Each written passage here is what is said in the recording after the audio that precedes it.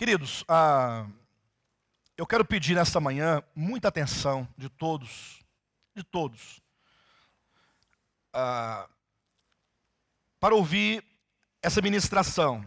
Uma ministração que Deus, durante toda a semana que se passou, Ele foi colocando no meu coração aos poucos.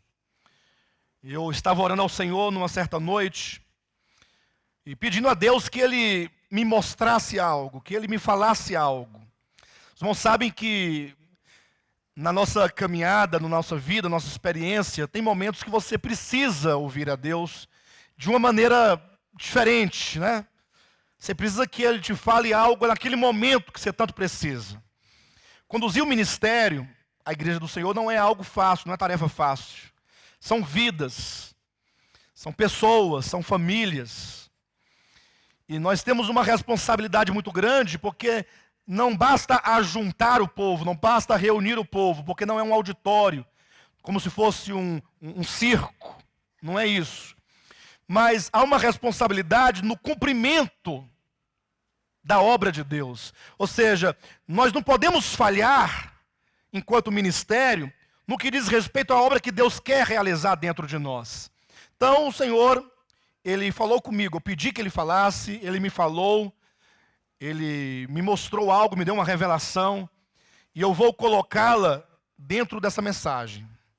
Vou ministrar a palavra de Deus e num dado momento, eu vou dizer à igreja o que Deus me falou exatamente em sonhos. Tá bom?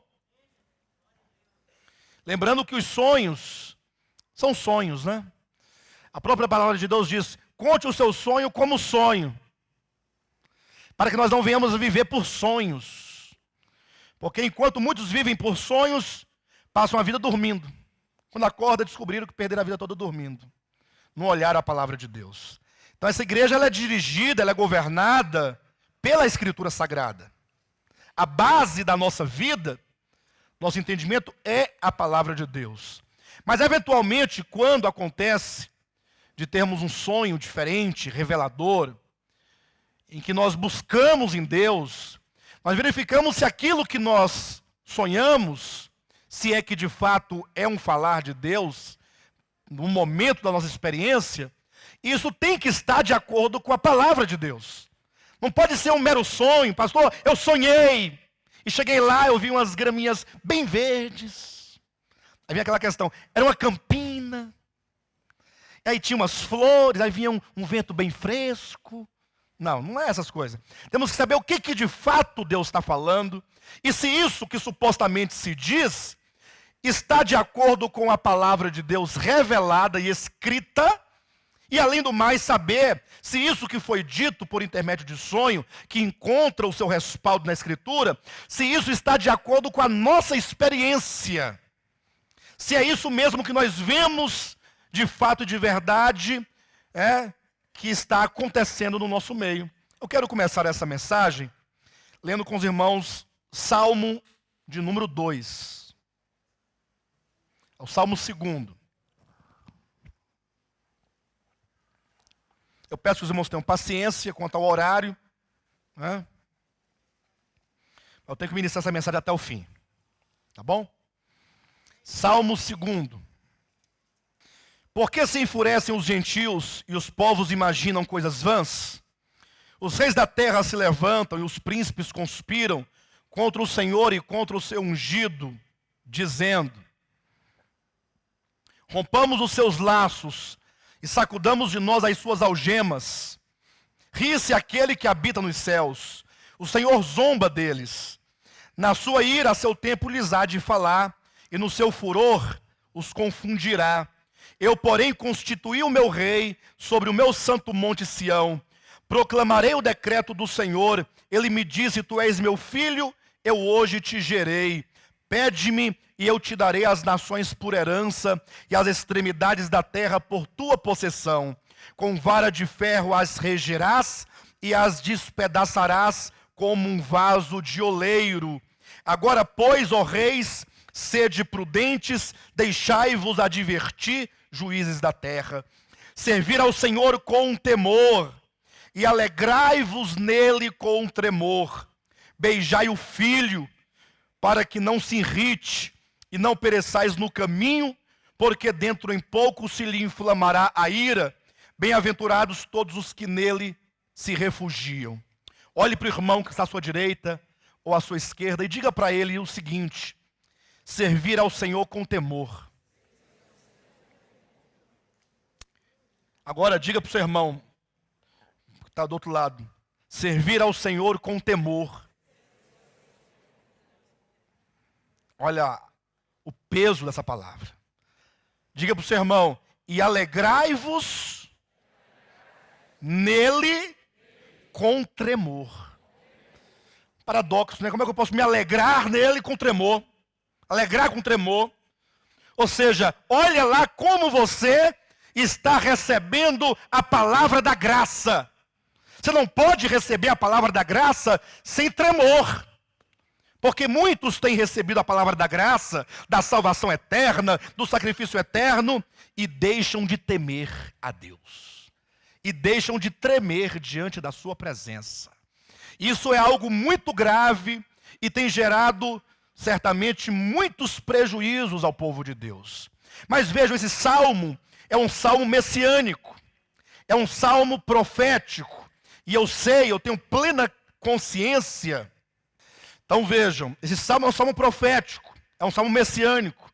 E eu tenho plena consciência de que esse salmo, ele todo é uma referência a uma resistência profunda que os ímpios, que os incrédulos colocam e impõem diante do Cristo de Deus. Eu sei que nós aqui, como diz o versículo 12, nós já beijamos o Filho, já nos reconciliamos com Ele, e portanto, no sentido imediato, esse texto não se aplicaria a nós. Entretanto, apesar de ter essa consciência, esse salmo, ele traz grandes princípios para nós. Eu quero extrair desse texto aquilo que há de substância, o que o Espírito Santo falava aqui, nesta ocasião, que pode ser extraído, entendido e aplicado nas nossas vidas. E os irmãos perceberão o quanto que esse salmo vai se tornar para nós, daqui a poucos minutos, um salmo tão relevante, tão apropriado para a nossa experiência. Esse salmo, ele tem várias vozes aqui, ou como poderíamos colocar, são várias pessoas falando nesse salmo, o que o torna um tanto complexo na sua leitura. Mas a cada vez que tiver uma voz diferente, eu vou dizer para a igreja. São basicamente 4 vozes. Nós temos aqui a voz do salmista. O salmista, quando escreve, ele fala algo, como que ele vai narrando o texto. Mas, entretanto, em algum momento, ele coloca a voz dos povos. Os povos, as nações, os gentios, os reis, os príncipes falando. Em um dado momento, os príncipes e os reis, os povos falam. E então, num dado momento, Deus o Pai fala no Salmo. É Deus o Pai falando. E então o Filho, Deus o Filho, ao ouvir o Pai falar a seu respeito, ele também fala. Então, fala o salmista, falam as nações, os povos, as pessoas, fala o Pai e fala o Filho. Ou fala Deus o Pai, fala Deus o Filho. Os irmãos entenderam essa estrutura? Quando os irmãos respondem, você ajuda o pregador. O pregador está assim um pouco devagar, você ajuda, ele anima. Né? Então me anima e me ajuda aí. Então os irmãos entenderam essa estrutura? Glória a Deus. Diz assim o versículo 1. Por quê? Pergunta o salmista. Por quê? Perguntamos nós esta manhã. Trazemos esse questionamento. Por que se enfurecem os gentios e os povos imaginam coisas vãs? Queridos, quantas vezes, trazendo para nós, na nossa experiência, quantas vezes nós também não ficamos enfurecidos contra Deus? Quantas vezes nós não pronunciamos palavras contra Deus? Quantas vezes nós não temos lapsos de rebelião contra Deus? Entenda isso. Quantas vezes nós também não estamos aqui cogitando coisas vãs, algo que é vão, certamente é algo que não tem nenhum valor, não tem nenhuma importância, não tem nenhuma substância, é algo totalmente da loucura do ser humano. Tanto é que a palavra ídolo, em todo o texto, seja no texto hebraico ou no grego, Antigo ou Novo Testamento, a palavra ídolo significa literalmente coisa vã. Por que é dito, a Bíblia usa uma palavra chamada coisa vã para falar de um ídolo? Como antigamente se chamavam os santos, né? De imagem, de escultura. Na verdade não tem nada de santo ali, é um ídolo, é uma imagem de escultura. Então a Bíblia diz que tem olhos, mas não veem, tem boca, mas não fala, tem pés, mas não andam, tem mãos, mas não apalpa, tem boca, mas não fala, não é? Até para sair de um lugar e para o outro, o dono dela tem que colocar nas costas, levá-la, porque é uma coisa vã, é uma coisa nula, é uma tolice. Eu sei que na nossa ignorância, no passado, e até hoje mesmo, nós acabamos nos sujeitando a tantas coisas que não têm sentido, mas a ignorância cega o entendimento, e há pessoas que se aproximam de uma coisa vã, como se tivesse algum valor verdadeiro ali. Então, eu tomei a questão do ídolo, da coisa vã, para ilustrar quantas vezes nós também não ficamos pensando, considerando e cogitando na nossa mente coisas vãs, coisas que não dão em nada, coisas que são cogitadas tão somente porque nós não conseguimos ver quem Deus é. Nos achamos muito bons, nos achamos muito, achamos que somos muita coisa, não conseguimos enxergar o eterno, e por isso nós começamos a propalar um tanto de palavras sem sentido, palavras que não têm razão de ser, são coisas vãs. Versículo 2 diz, os reis da terra se levantam, e os príncipes conspiram contra o Senhor e contra o seu ungido, dizendo, rompamos os seus laços e sacudamos de nós as suas algemas. É isso que o texto diz, que são as coisas vãs. Imagine comigo, os reis da terra, e os príncipes, e os governadores, e os que têm autoridade, num dado momento, eles se rebelam contra Deus, como aconteceu em Gênesis capítulo 10 e 11, ali na Torre de Babel, quando Nimrod simplesmente julgou, ele cogitou, ou ele conspirando contra Deus, pensou assim, ora, nós aqui podemos viver sem Deus. Porque se Deus, pensava Nimrod e os pós-diluvianos, se ele destruiu os nossos pais no dilúvio, quem ele pensa que ele é? Olha a ideia do ser humano. Olha a ideia de Nimrod. Quem ele pensa que ele é? Se todos nós aqui, olha, nós somos muitos, se nós nos unirmos, se nós dermos as mãos, unirmos nossas forças, podemos construir uma cidade, e a cidade vai impedir que nós nos espalhemos, a cidade vai nos manter sempre reunidos e unidos, e podemos construir uma torre. Olha as coisas vãs, olha a tolice, uma torre cujo topo nos leve a Deus, aos céus. Ou seja, ainda que Deus mande outro dilúvio, nós podemos superar esse juízo, podemos nos livrar disso. Nós podemos construir uma torre que chegue até os céus. Isso não é uma grande tolice? Agora está aqui os reis da terra e os príncipes dizendo, olha, é o seguinte, nós não queremos mais Deus. Não queremos mais depender de Deus. Não queremos mais estar submetidos a Ele, subordinados a Ele, debaixo do seu governo, debaixo da sua autoridade, e portanto vamos romper os laços que temos com Ele e vamos quebrar as algemas, vamos nos desligar. Isso é uma grande tolice. Eu falava ontem no grupo familiar em que estive com minha família, que o mais perverso dos homens, o mais ímpio, se ele fosse um pouquinho inteligente, ele poderia até não querer a Deus, mas ele diria assim, não fale contra ele. O mais perverso, se fosse um pouquinho mais inteligente. Mas não, o homem é tolo, e na sua tolice, ele começa a imaginar coisas vãs, coisas nulas, coisas que não darão em nada, porque não tem entendimento, não tem visão, não tem discernimento, achando que é possível se desvencilhar de Deus, achando que é possível viver sem Deus, achando que é possível viver para si mesmo e por si mesmo, como se não houvesse um Deus. É por isso que no Salmo 15 diz o insensato no coração, não a Deus. É uma tolice, é uma insensatez. De maneira que o versículo 4 diz, Deus dos céus, ao ouvir isso, ao ouvir os príncipes dizendo isso, o que acontece? O que Deus faz? Deus ri.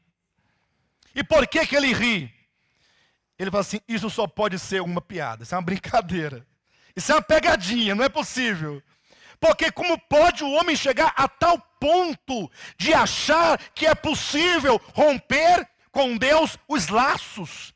Ele é o nosso Criador. Ele é Deus, independentemente de nós. Nós somos meras criaturas. Para existirmos, dependemos dele. Para respirar, dependemos dele. Para comer, dependemos dele. Para fazer cocô, não?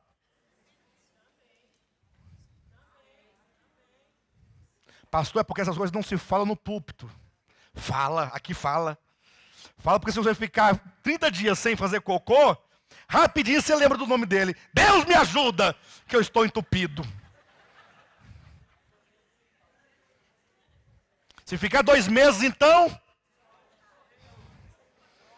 aí vai, aí toma remédio. Toma aquele trem que e não sai. Porque para fazer, você depende dele. Para pensar, você depende dele. Tudo nós dependemos dele. Na verdade, tudo o que existe, subsiste nele. Nada podemos sem ele. Mas o homem é tolo. E aí quando Deus olha para esse homem e vê que esse homem simplesmente diz, nós vamos romper, não queremos estar debaixo do seu senhorio, Deus fala assim, isso deve ser uma brincadeira. Aí o Senhor sorri, está aqui no versículo 4, e aí o Senhor não somente sorri, o Senhor, ele sabe que é sério, que os homens falam sério. Parece uma brincadeira, mas os homens falam sério essas coisas. Ou eles falam seriamente isso, e aí o Senhor zomba deles dizendo, na sua ira, a seu tempo, lhes há de falar. Ou seja, Deus vai falar no seu tempo. E no seu furor, os confundirá. Versículo 6, surge uma outra voz quando diz, eu, porém. Quem é esse eu aí? O salmista introduziu dizendo a respeito dos povos, dos reis, dos príncipes. No versículo 2 ou versículo 3, os reis disseram, vamos romper nossos laços. E aí Deus olha isso, e aí Deus fala uma palavra. No versículo 5, ele diz, o versículo 6, eu, porém, é a voz de Deus o Pai, eu constituí. Deus não pediu permissão. Deus não fez um plebiscito. Deus não fez uma eleição. Deus, ele diz, eu estabeleci o meu rei. Diga assim, Deus estabeleceu o seu rei. Os povos não querem estar debaixo do seu governo. Eles resistem, eles dizem, vamos sacudir essas algemas, vamos romper esses laços. E Deus fala, eu estabeleci o meu rei. Irmãos, existe um rei em todo o universo. Existe um Senhor do universo. Queira o homem ou não, acredite ou não, aceite ou não, ache bom ou não, há um rei constituído pelo Eterno. O Pai diz, eu constituí o meu rei sobre o meu santo monte. Aí o filho ouviu o pai dizendo isso. Aí o filho respondeu, proclamarei o decreto de quem? Do Senhor. Aí o filho diz, bem, se o pai, ele me constituiu rei, eu quero proclamar isso. E o filho, portanto, está proclamando as palavras do pai, né? Tu és meu filho, eu hoje te gerei. E aqui nós nos deparamos com um versículo que tem gerado muita dúvida e dificuldade com respeito à pessoa de Jesus Cristo. Eu não quero me deter nas teorias, eu quero apenas situar esse texto dentro do seu devido contexto. Pastor, então quer dizer que o filho, ele foi gerado pelo Pai. Mas em que momento ele foi gerado? O que significa dizer o texto aqui que o Pai gerou o Filho? Nós temos que entender isso. E para entender, basta você abrir a sua Bíblia, sem desmarcar Salmo de número 2, no livro de Atos dos Apóstolos, em que a própria Escritura é que vai nos falar o significado dessas palavras. Tu és o meu filho, eu hoje te gerei. Atos capítulo 13, versículo 32 e 33. 13 e 32. Nós vos anunciamos o evangelho da promessa feita a nossos pais. Olha como é que se lê a Bíblia, irmãos. Nós, aquele que fala. Se ele fala nós, é porque ele fala em nome de um grupo. Esse grupo são os apóstolos, porque Paulo está falando aqui que os apóstolos pregaram, né? Os apóstolos anunciaram o quê? O evangelho da promessa. Se diz evangelho da promessa, é porque esse evangelho havia sido o quê? Prometido. Então, há muitos anos antes desse momento, lá na época ainda dos hebreus, Deus havia prometido ao povo de Israel o evangelho, e portanto se diz o evangelho da promessa. Então nós anunciamos o evangelho da promessa feita a nossos pais. A promessa fora feita aos judeus, aos hebreus. Versículo 33. Como Deus a cumpriu plenamente. Então os apóstolos anunciavam este evangelho não em forma de promessa. O evangelho havia sido prometido, mas agora eles anunciavam dizendo: Deus cumpriu a promessa plenamente. Deus cumpriu a promessa, ele havia prometido algo, e agora é dito, nós anunciamos o evangelho da promessa. Como Deus a cumpriu plenamente, ou como Deus cumpriu plenamente a promessa, como Deus a cumpriu plenamente a nós, os seus filhos. E como foi que Deus cumpriu essa promessa? Que promessa era essa? Diz o versículo 33, ressuscitando a Jesus. Qual que era a promessa? Um Messias glorificado, um Messias em glória, um Messias em poder. Os judeus não puderam aceitar o Messias na sua encarnação, porque ele veio em fraqueza. Aí eles não puderam reconhecer no Messias, no Cristo de Deus, em Jesus. Eles não puderam ver, porque eles pensavam sempre no evangelho de um grande homem poderoso, cheio de glória, cheio de poder, cheio de autoridade. Mas aqui ele diz, mas Deus cumpriu.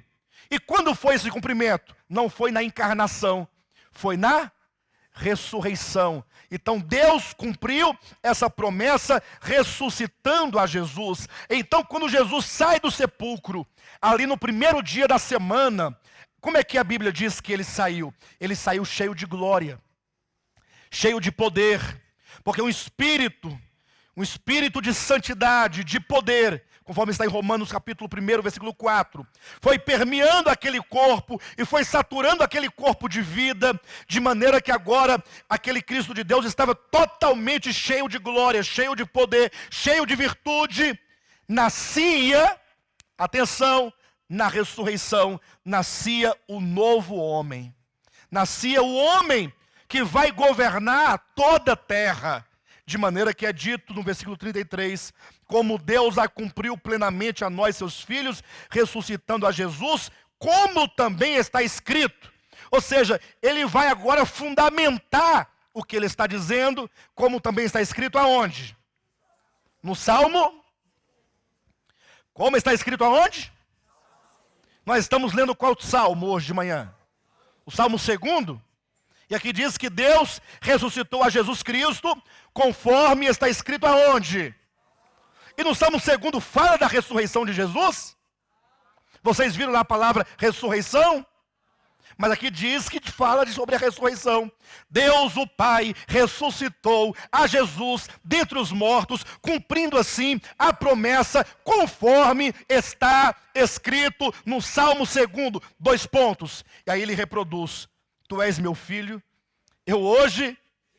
Quando foi que o filho foi gerado nesse sentido aqui? Na ressurreição. ele não foi gerado na eternidade como se ele não existisse, porque enquanto Deus, ele é eterno, de eternidade a eternidade.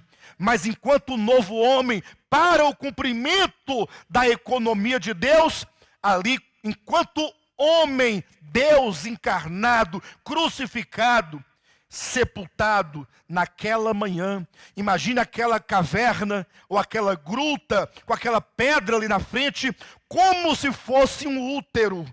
E ali ele sendo gerado da morte para a vida.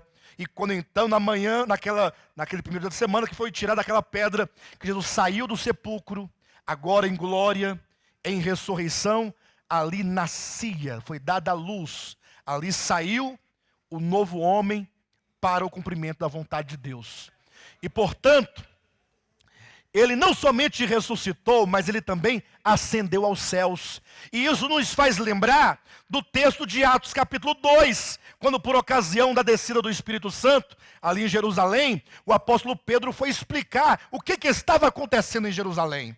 Porque os judeus achavam que os discípulos estavam bêbados, estavam embriagados. E Pedro então, a partir do versículo 14, começa a explicar dizendo: varões israelitas, ouvi, estes homens não estão embriagados, como vim dispensando, sendo esta a terceira hora do dia. Mas o que acontece é o que foi dito pela boca do profeta Joel. E aí ele passa a mencionar a profecia, que nos últimos dias Deus haveria de derramar seu Espírito sobre toda a carne. Aí ele vai descrevendo esse derramamento do Espírito Santo sobre os apóstolos, sobre a primeira igreja, de maneira que ele diz: olha, e esse derramamento do Espírito é a prova, é a evidência de que aquele Jesus a quem vocês crucificaram, ressuscitou. Porque ele próprio havia dito antes de morrer que ele seria morto. Ele disse que haveria de ressuscitar, ele disse que ele voltaria ao Pai, e disse: quando eu chegar lá, eu receberei do meu Pai a promessa do Espírito Santo, e eu dos céus derramarei sobre vocês. Então esse derramamento é a prova e a evidência de que Jesus está vivo, de que ele ressuscitou, de que ele foi assunto aos céus. E Pedro então começa a declarar o que de fato e efetivamente aconteceu no universo por ocasião da morte, da ressurreição e da ascensão de Cristo. Vocês querem saber? Abra os ouvidos, olhem para mim em nome de Jesus, porque aqui está o cerne dessa ministração. Quando Jesus ressuscitou dentre os mortos, a Bíblia diz que ele ascendeu aos céus, está em Atos capítulo 2, podem ler a partir do versículo 30, 31, 32, 33, até o 36. E ascendendo ele aos céus, diz: Deus o Pai, atenção, o exaltou sobremaneira. São palavras do Evangelho. E é por isso que nós temos uma estranheza com o Evangelho. Porque nos disseram que o Evangelho era aceitar a Jesus e vestir roupão comprido, cabelão comprido, cabelo no sovaco, perna cabeluda, unha sem esmalte, beijo sem pintura, rosto sem nada, nada de brinco. Ou seja, nos ensinaram que a salvação consistia em ficar dentro de uma igreja fazendo um tanto de coisas, para ver se Deus olhava para nós e nos julgava santos. Mas não é isso, não é nada disso. O Evangelho diz: olha, se você, atenção, com o seu coração, ou melhor, se com a tua boca, o que é que tem a boca? Se com a tua boca confessares a Jesus como Senhor, e em teu coração creres que Deus o ressuscitou dentre os mortos, serás. Então veja que a ressurreição de Cristo está intimamente ligada ao fato de declará-lo Senhor. Se confessares com a boca a Jesus como Senhor, tendo o Senhor Jesus ressuscitado, ele ascendeu aos céus e Deus o exaltou sobremaneira. Lhe deu o nome que está acima de todo nome. Na linguagem de Hebreus é dito que ele subiu aos mais altos céus. Pelo primeiro, passou pelo segundo, principados, potestades, passou pelo terceiro, quarto, quinto, sexto, sétimo céu. Ele foi além do sétimo.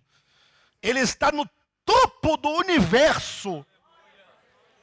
E lá entronizado, é dito no versículo 36 de Atos capítulo 2, ele foi feito. Ele foi constituído, em Salmo capítulo 2, Senhor e Cristo.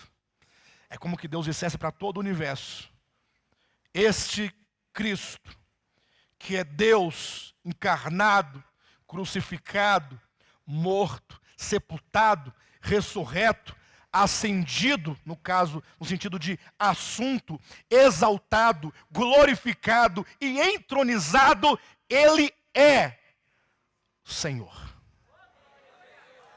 Ele é o Senhor. Glória a Deus. Pode aplaudir o Senhor. Ele é o Senhor.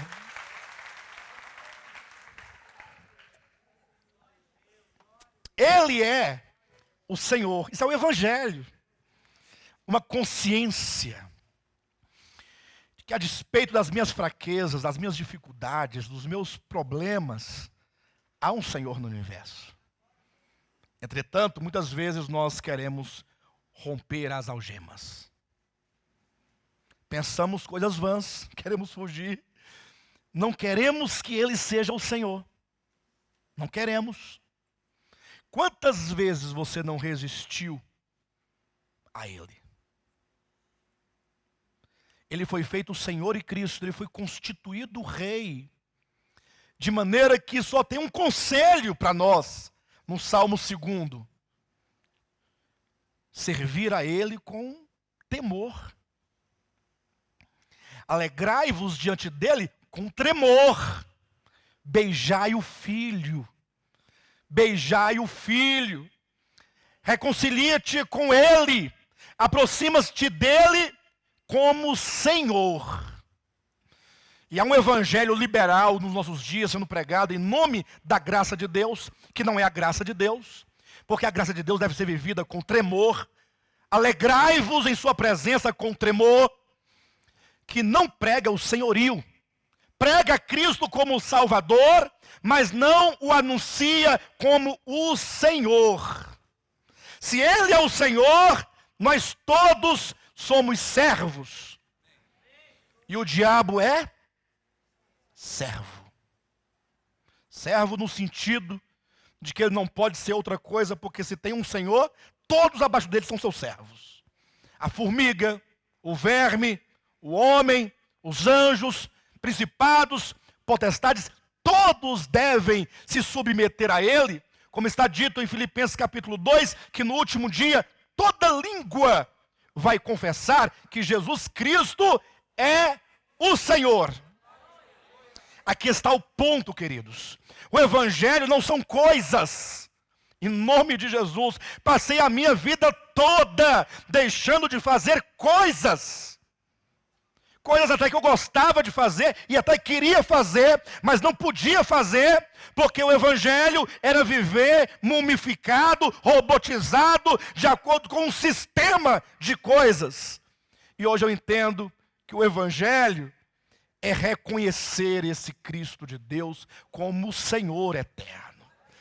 E me submeter à sua autoridade, me submeter ao seu governo, à sua ordem, aos seus mandamentos, me colocar servilmente inclinado, totalmente quebrantado e humilhado na sua presença.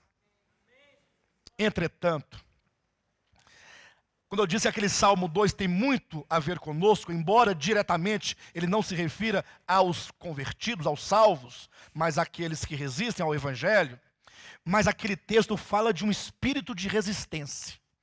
Ou não fala?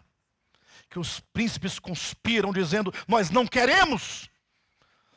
E esse espírito de resistência muitas vezes não está em nós. Conhecemos o Evangelho, ouvimos o Evangelho, defendemos o Evangelho, Mas quantas vezes nosso coração se endurece, porque nós não gostamos de ouvir isso, que o fulano disse isso. E aí a vida cristã começa a ficar aquela coisa emperrada, aquela coisa árida, aquela coisa sem vida. Aí eu falo isso porque nesse ministério, eu digo a comunidade, não é o ministério, a comunidade que são pessoas, vivemos nos arranhando, vivemos nos mordendo, vivemos nos criticando, falando mal, porque é o ser humano. Pastor, mas aqui assim e na sua casa também. No seu trabalho também, porque é o homem, é o ser humano. E aí nós ficamos vivendo com uma palavra tão rica, tão forte, tão poderosa, tão maravilhosa, mas falta aquele espírito quebrantado de servo, de amor, de humilhação, de querer simplesmente estar ali à disposição de Deus. De maneira que aqui há um texto no livro de 1 aos Coríntios, e eu preciso que os irmãos abram suas Bíblias, capítulo 10 de 1 aos Coríntios. Pode ser no capítulo 9. Diz assim o apóstolo Paulo, no capítulo 9, versículo 24 de 1 aos Coríntios: não sabeis vós que os que correm no estádio, todos na verdade correm, mas um só leva o prêmio? Correi de tal maneira que o alcanceis. Todo atleta em tudo se domina, aqueles para alcançar uma coroa corruptível, nós, porém, a incorruptível. Assim corro também eu, não sem meta, assim luto, não como desferindo golpes no ar, mas esmurro o meu corpo e o reduzo à escravidão, para que, tendo pregado a outros, não venha eu mesmo a ser desqualificado. Vejam as palavras aqui, versículo 24, né? Os que correm no estádio. Aqui a metáfora é a corrida. Nós estamos todos correndo. Essa corrida, que está também em Hebreus capítulo 12, é a vida cristã. Quantos estão correndo aqui na carreira cristã? Vivendo essa vida cristã, esse ritmo. Mas entenda que a vida cristã e a carreira cristã não é, ou não visa a salvação. Porque para que alguém seja salvo, diz lá no livro de Romanos capítulo 9, versículo 16, não depende de quem corre. E não depende de quem quer. Para você ser salvo, não depende de você correr. Depende de usar Deus a sua misericórdia. A salvação está no campo da misericórdia, da graça, da benignidade de Deus. Afinal, a sua salvação só é possível porque um dia Jesus pagou por você o preço. E esse preço já está pago e não precisa ser pago novamente. Você não tem que viver uma vida cristã fazendo coisas para pagar a sua salvação. Ela já foi paga. Pastor, graças a Deus, eu entendi que a salvação já foi paga, eu sei que é pela graça, eu sei, e é por isso que eu estou feliz. Mas alegrai-vos diante dele. Esqueceram? Alegrai-vos diante dele. A palavra da graça, da salvação, não é alegrar-se diante do Senhor? Quando você glorifica, que você grita e canta, é bom demais, todo dia ele é bom. Como é que é a música? Deus é bom, todo dia, toda hora, todo minuto. Mas tem que pular, se alegrar com tremor. Ele é o Senhor. Ele não te comprou para você pertencer a si mesmo. Você foi comprado para pertencer a Ele. Você foi comprado pelo precioso sangue de Cristo. Você é dele. A igreja é dele. E então agora, salvo, glória a Deus, entendemos que entramos numa corrida. Estamos agora correndo. A vida cristã é correr. E esse correr não visa a salvação. Mas como diz o versículo 24, um só leva o prêmio. O correr visa ao prêmio. Prêmio é uma recompensa. Salvação não é recompensa. Salvação é um dom gratuito. Romanos 6, 23. A vida eterna é um dom gratuito. Mas aqui fala de um prêmio. Existe a salvação como um dom gratuito? Existe. Mas também existe um prêmio. E esse prêmio será dado a todos. todos, na verdade, correm. Leia na sua Bíblia. Diga: todos, na verdade, correm. O Renato corre. Pastor Giovanni corre. Irmã Júlia corre. Irmã Vera corre. Sueli corre. Todos correm. Mas o correr não garante o prêmio.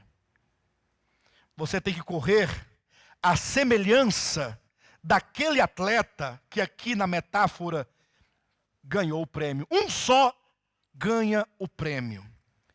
Não é só um que chega primeiro, ali no final.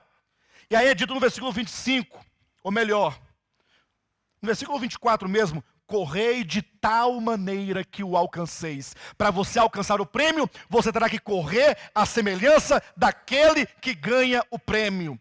Quando você assiste uma corrida de São Silvestre, ou que você assiste qualquer uma outra corrida, você tem que observar o que chega primeiro. Quando chega num dado momento, quando começa aquela corrida, tem de tudo. Tem homem vestido de noiva, não tem? De Homem-Aranha, Mulher Maravilha, de tudo. Estão ali zombando, estão brincando.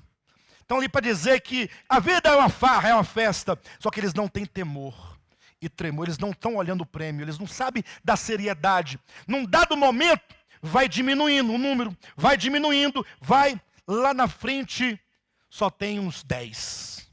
O restante tudinho ficou para trás. Mais na frente, só tem uns 4.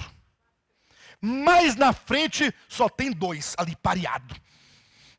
Chega e faz assim, ó, os músculos da cara balançando. Aí vem a subida da misericórdia.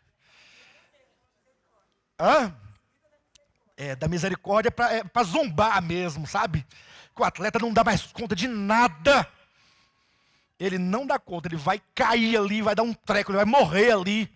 Mas ele olha para frente e fala: falta pouco. E eu preciso continuar. E não somente continuar, eu preciso agora dar ainda mais de mim, para que o outro aqui atrás não tome a minha coroa, não tome o prêmio. Esse que corre, ele tem uma disposição, ele tem uma visão, ele tem um preparo, ele tem uma disciplina, ele está ali visando algo, ele tem um ideal, ele está determinado. E a Bíblia diz: correi de tal maneira. A vida cristã deve ser vivida de tal maneira. Não é isso que está na Bíblia? Que o alcanceis. E aí vem o capítulo 10, com um tanto de exortações, e o versículo 24, 27, do 9 ainda fala da possibilidade de ser o quê? Desqualificado. Entenda que ser desqualificado aqui está numa relação de oposição ao prêmio. Ou você tem um prêmio ou é desqualificado. Se prêmio não é salvação, desqualificado também não é perdição. Estou errado? Estou errado? Estou? Basta você olhar. Se o prêmio não é salvação, ser desqualificado, perder o prêmio não é condenação. Mas já falamos disso em outras mensagens. Capítulo 10 diz assim: ora, irmãos, não quero que ignoreis. Ele disse lá anteriormente, no versículo 24, quantos correm? Quantos correm? Quantos levam o prêmio? Aí ele traz a experiência do povo de Israel dizendo: não quero que ignoreis que nossos pais estiveram, alguns sobre a nuvem, e alguns passaram pelo mar. Todos estiveram sob a nuvem, e todos passaram pelo mar. 2, e todos foram batizados. 3, e todos comeram o maná. 4, e todos beberam da mesma fonte espiritual. Aqui, todos foram batizados? Todos? Todos comeram do maná? Todos estão debaixo da nuvem? Todos participam de todas as bênçãos comuns? Versículo 5 diz: entretanto, todos, entretanto, servir ao Senhor com tremor. Entretanto, Deus não se agradou da maioria deles. razão porque ficaram prostrados no deserto. E aqui nós temos aqui, versículo 6 fala, ora, estas coisas se tornaram exemplos para nós, a fim de que não cobicemos as coisas más como eles cobiçaram. Ou seja, a fim de que nós não procedamos conforme eles procederam. Olhe para a experiência de Israel e olhe para a sua experiência. E é nesse ponto, irmãos, que nós queremos falar algo aos irmãos. Deus não se agradou da maioria deles. Será que Deus está se agradando de você? Não diga sim e não diga não. Considere. Será que Deus está se agradando dessa igreja? Da igreja de Goiânia, de Planaltina? Pense um pouco. Você não pode pensar que porque você é salvo pela graça, então agora acabou, não tem que fazer mais nada. Não, você tem que servir ao Senhor com temor. Agora vejam, eu estava em casa, numa madrugada. Eu estava pensando nessa igreja, nesse ministério, em vocês todos, em mim, na minha esposa, nas minhas filhas, nas crianças, no destino. Nós somos um ministério e eu muito preocupado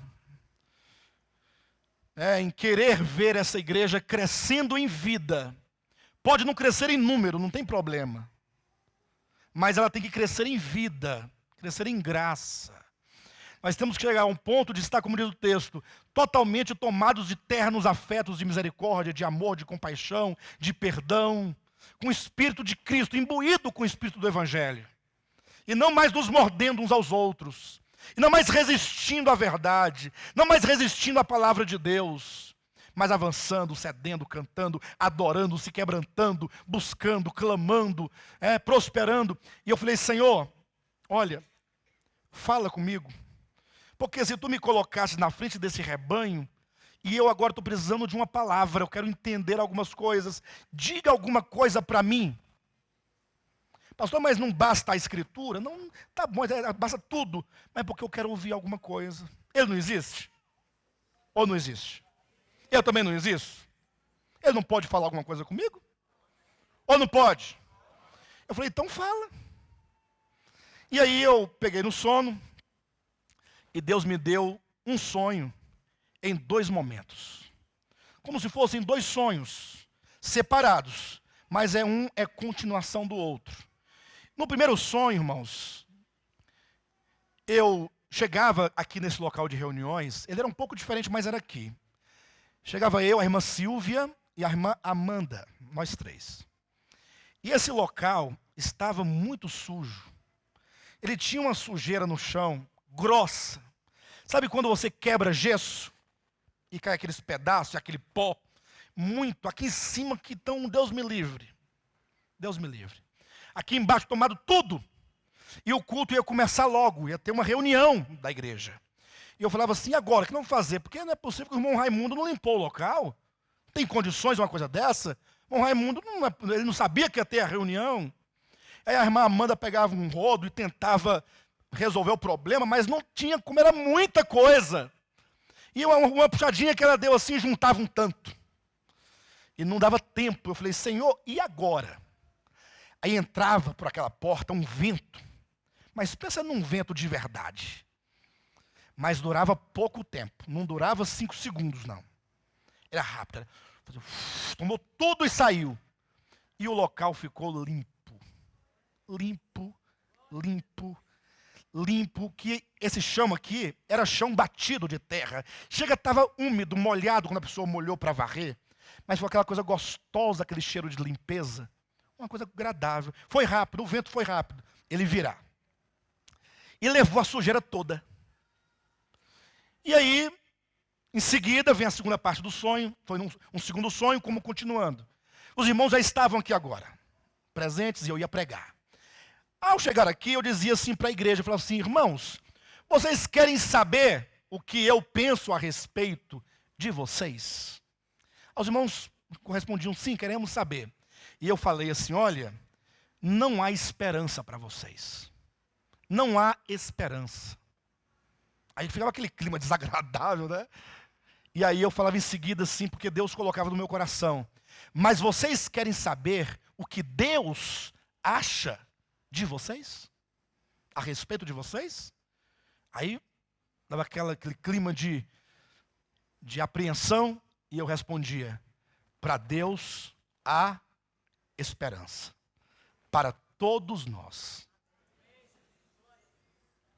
Porque esses que aqui estavam, eles sobreviveram o vento, porque o vento levou muitos. Os que ficaram são pessoas desmanteladas, porque eu sou desmantelado. Pastor, você é desmantelado? Eu sou o mais desmantelado que tem. E você é outro desmantelado. E nós somos um bando de desmantelado. Mas nós ficamos. Porque a igreja não é uma assembleia de pessoas perfeitas. Em termos do Novo Testamento, cuidado, não do Antigo, porque há diferenças de sentido. Nós somos, de acordo com o Novo Testamento, uma assembleia de pecadores. Entenda, pecadores redimidos, mas pecadores.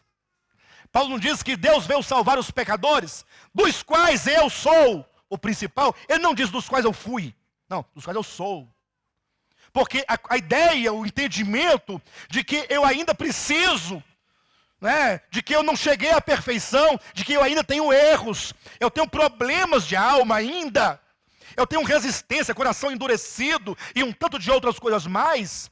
E isso só é possível se eu entender que eu sou um pecador, que eu estou, embora redimido, eu estou ainda dentro de um processo de libertação, de santificação. Lógico, totalmente consciente de que aquele que começou a boa obra vai completar. Lógico, mas sabendo que eu tenho dificuldades. E aí então, quando eu falava que havia esperança para a igreja, para os irmãos todos, Deus dizia assim para mim: diga à igreja que há esperança, mas é preciso que a igreja aprenda algumas coisas. A palavra era aprenda, era aprender. Eu entendi que aprender não quer dizer entender. Nós já entendemos há muito tempo. Aprender é quando você toma aquilo para você e agora você coloca em prática. Você aprendeu, você recebeu, aquilo foi trabalhado em você. E então vinha a mim, da parte do Senhor, vários milagres de Cristo. Por que vários milagres de Cristo? Ora, porque os milagres trata-se de uma operação de Deus em alguém que precisa de cura. Ou não? O Senhor curou o paralítico, Ele curou o leproso, Ele curou o cego de nascença, Ele curou a filha de uma mulher chamada simplesmente de mulher cananeia. Ou seja, Ele fez vários milagres. Então cada um de nós podemos ser ali representados. Talvez você esteja com problema nas vistas, esteja cego. Pastor, mas como é que um crente pode ser cego? Pode. Até porque Paulo orava a Deus, pedindo que Deus abrisse os olhos do coração da igreja de Éfeso. Os irmãos precisavam de ter o coração aberto, os olhos do entendimento aberto, para compreender as coisas divinas. Porque faltava-lhes entendimento naquela ocasião, a respeito de algumas coisas. Então Deus quer nos alcançar. Deus quer curar os paralíticos, os cegos, os leprosos, os da mão mirrada. Ele quer mudar a nossa vida. O Evangelho é o poder de Deus para a salvação. Esse poder de Deus, ele é real, ele opera no coração, ele efetua mudanças profundas na natureza da pessoa, a ponto de nos conformar à imagem do Filho. É para isso que nós estamos aqui. De maneira que, para cada milagre de Cristo que me veio naquela ocasião, havia algo que nós precisávamos aprender. E eu me lembro que veio o milagre daquele cego de nascença. Quando Cristo cuspiu na terra, fez aquele lodo e aplicou aos olhos do cego. O homem já era cego, e Jesus vai e coloca terra nos olhos dele. Aí Jesus fala para ele assim: olha, vá ao tanque de Siloé e lava-te. Há aqui uma ordem, não há? Não há uma ordem? Ou não há uma ordem? E se você fosse cego, fosse aquele cego, e alguém chegasse em você e tacasse terra nos teus olhos, agora você vai se lavar no tanque de Siloé, você não poderia eventualmente se revoltar? Você vem cá, quem é você? Eu sou cego, vocês aproveitam da minha cegueira e taca a terra nos meus olhos e manda ainda eu me lavar? E não pode ser em qualquer tanque, não pode ser na minha casa.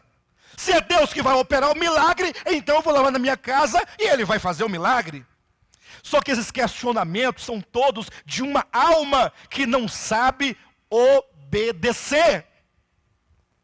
Nós vivemos arranjando desculpas para não obedecer, justificando, querendo dizer que eu não vou fazer assim por causa disso e daquilo. Irmãos, nós não estamos na qualidade de dizer como é que deve ser. Se Ele é o Senhor de nossas vidas, nós temos que obedecer. Vai e lava-te no tanque de Siloé. Aí você vai ao tanque de Siloé e você se lava nas águas de Siloé. Ponto. Eu não quero entrar nos méritos do significado do milagre, mas eu quero que os irmãos absorvam tão somente esse princípio. Aquele homem foi alvo da bênção de Deus, da graça de Deus. Coube a ele simplesmente obedecer. Quando nós não obedecemos, e a Bíblia diz que os mandamentos de Deus não são penosos, mas muitas vezes nós achamos penosos. Mas a mim não dá, pastor. O problema não é que são penosos, porque a Bíblia diz que não é penoso. Se não é penoso, não é penoso. O problema é que nós resistimos ao senhorio de Cristo. Nós não queremos simplesmente obedecer. Não tem às vezes você vê uma criança, o pai fala com a criança e ela não resiste. Não vai. É porque ela não quer obedecer. Ela quer governar sua própria vida, com a sua própria cabeça. O Evangelho nos convida a compreender que a vida cristã requer obediência. Diga sim a Deus. Diga sim à sua palavra. Ainda que isso lhe doa, mas você vai experimentar a cura de que tanto precisa.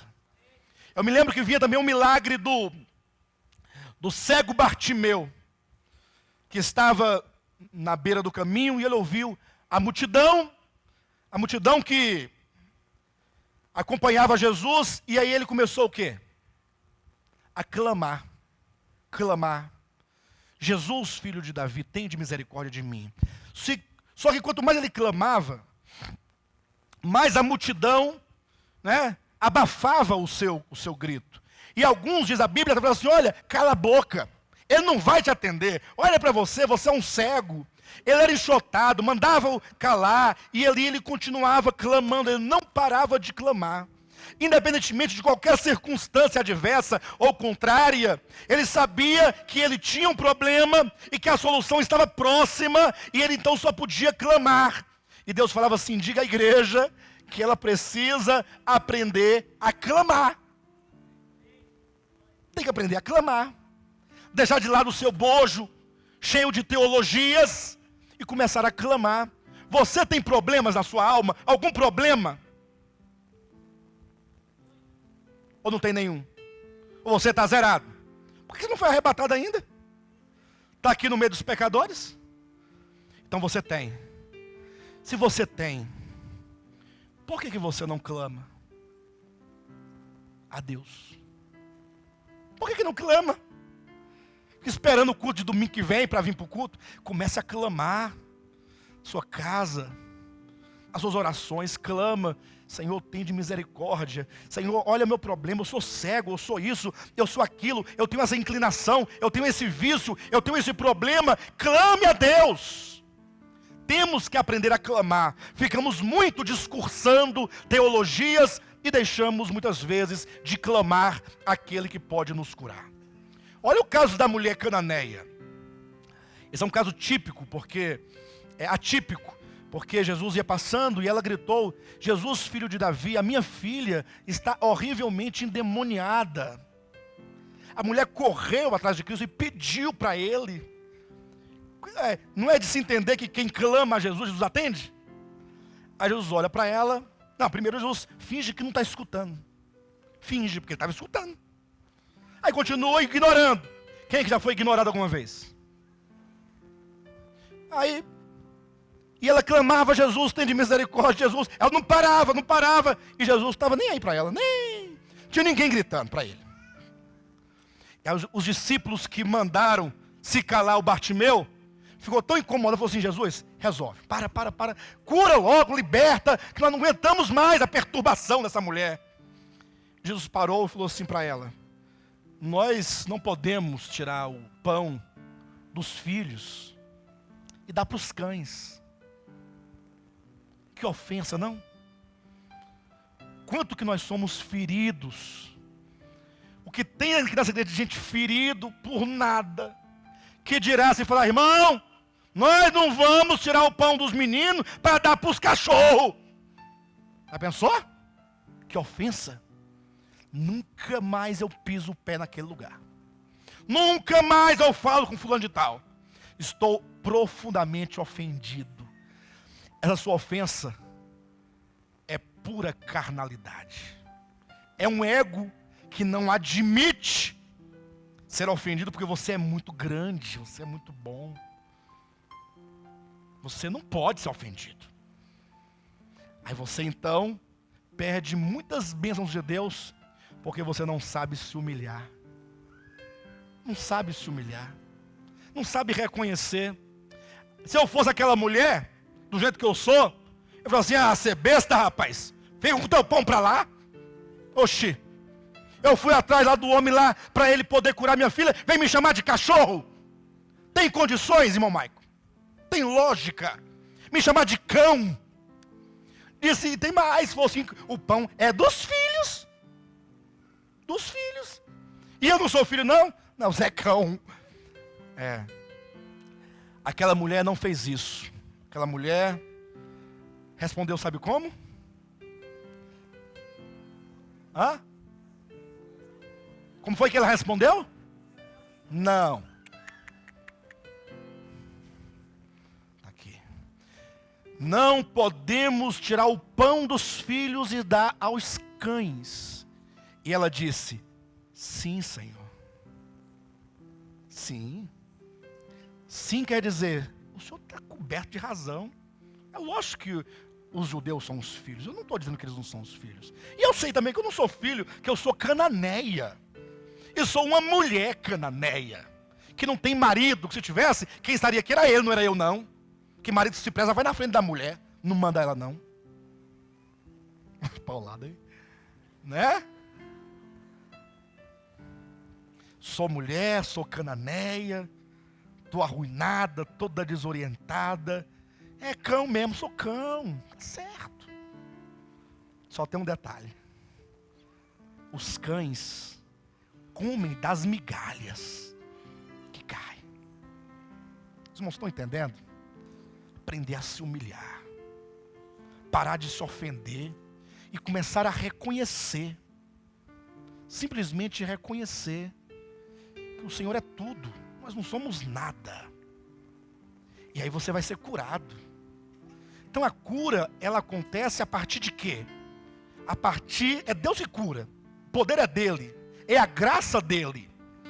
Mas acontece a partir de alguns comportamentos que nós promovemos, permitindo que ele faça.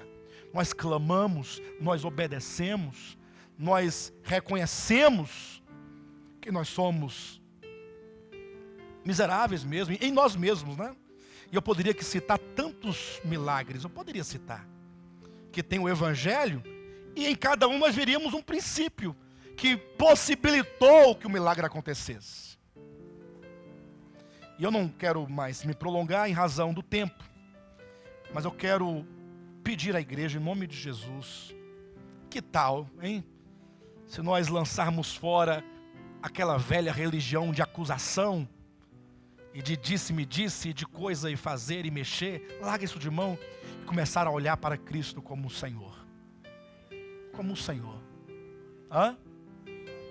Jesus é o Senhor. Nos submetermos a Ele. A Ele.